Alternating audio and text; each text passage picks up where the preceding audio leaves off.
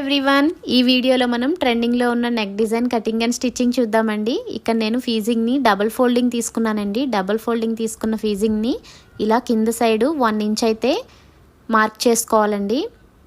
కింద side 1 inch వదిలేసుకొని మనం మార్క్ చేసుకున్న దగ్గర 3 ఇంచెస్ని అయితే నేను వెడల్పునైతే డ్రా చేసుకుంటున్నాను. అక్కడ మీకు 2.5 ఇంచెస్ కావాలనుకుంటే 2.5 డ్రా చేసుకోండి. ఈ నెక్ వచ్చేసి బ్రాడ్ ఉంటేనే బాగుంటుందండి, అందుకని 3 ఇంచెస్ నేను మార్క్ చేశాను. ఇక్కడ మనం పైనుండి కింద వరకు అయితే ఇలా లైన్ని డ్రా చేసుకోవాలండి. డ్రా చేసుకున్న తర్వాత మనం డ్రా చేసుకున్న లైన్ పక్కనే అంటే పావు తక్కువ 3 దగ్గర ఇంకొక లైన్ అయితే డ్రా చేసుకోవాలి. అలా డ్రా చేసుకున్న తర్వాత ఆ లైన్ మీద ఇన్నర్ లైన్ ఉంది చూసారా, ఆ ఇన్నర్ లైన్ మీద ఇలా ఏదో ఒక క్యాప్ తీసుకొని, బాటిల్ క్యాప్ తీసుకున్నాను నేను ఇక్కడ. ఇలా హాఫ్ రౌండ్ అయితే మనం డ్రా చేసుకోవాలండి. ఇలా హాఫ్ రౌండ్ డ్రా చేసుకున్నాక ఇప్పుడు అవుటర్ లైన్ ఉంది కదా, అవుటర్ లైన్కి ఇలా మనం హాఫ్ రౌండ్ డ్రా చేసుకోవాలి. అలా డ్రా చేసుకున్న హాఫ్ రౌండ్ నుండి మనం ఏదైతే నెక్ లైన్ ఉందో ఆ నెక్ సెంటర్ వరకు కూడా ఇలా ఒక నెక్లెస్ షేప్ ఉంటుంది చూడండి, అలా నెక్లెస్ షేప్ లాగా డ్రా చేసుకోవాలి. ఇక్కడ మళ్ళీ మనం దాన్ని రీకరెక్ట్ చేసుకుంటూ షేప్ కరెక్ట్గా వచ్చేలా ఇలా మనం డ్రా చేసుకోవాలండి. ఇలా డ్రా చేసేసుకున్న తర్వాత మనం కటింగ్ చేసేసుకోవాలి. కింద సైడ్ వదిలేస్తాం చూసారా, అది మనకి స్టిచ్చింగ్ కోసం యూజ్ అవుతుందండి.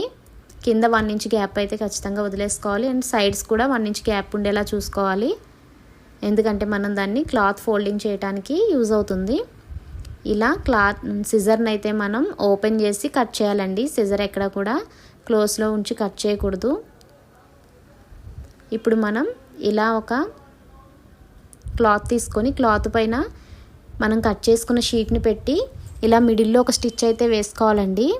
ఈ ఫీజింగ్ అయితే కదలకుండా ఉంటుంది. ఇప్పుడు దీన్ని సేమ్ మనం ఎలా అయితే కట్ చేసిన షేప్ ఉందో ఆ షేప్ పైన ఇలా పాదం ఇంచు గ్యాప్తో అయితే మనం స్టిచ్ చేసుకోవాలండి. షేప్ ఎక్కడా కూడా అవుట్ అవ్వకుండా చాలా నెమ్మదిగా క్లాత్ని తిప్పుకుంటూ మనం ఇలా స్టిచ్చింగ్ అయితే చేయాల్సి ఉంటుంది. ఇలా స్టిచ్ చేసేసుకున్న తర్వాత మిడిల్లో ఉన్న పార్ట్ అంతా కూడా కట్ చేసేసుకోవాలండి. వేస్ట్ క్లాత్ కట్ చేసేసుకొని చివర ఫోల్డింగ్స్ అన్నీ కూడా మనం క్లాత్ని ఎక్స్ట్రా క్లాత్ అంతా కూడా స్టిచ్ చేసేసుకొని ఇలా మెయిన్ పార్ట్ ఏదైతే ఉందో బాడీ పార్ట్ దాని మీద మనం కట్ చేసి పెట్టుకున్న ఈ ఫీజింగ్ పార్ట్ని పెట్టి అటాచ్ చేయాల్సి ఉంటుందండి. యాజ్ ఇట్ ఈజ్ మనం ఏదైతే ఇందాక స్టిచ్చెస్ వేసామో వాటి మీదే వేయాల్సి ఉంటుంది. షేప్ కరెక్ట్గా వచ్చేసేలాగా అడ్జస్ట్ చేసుకుంటూ వేయాలి.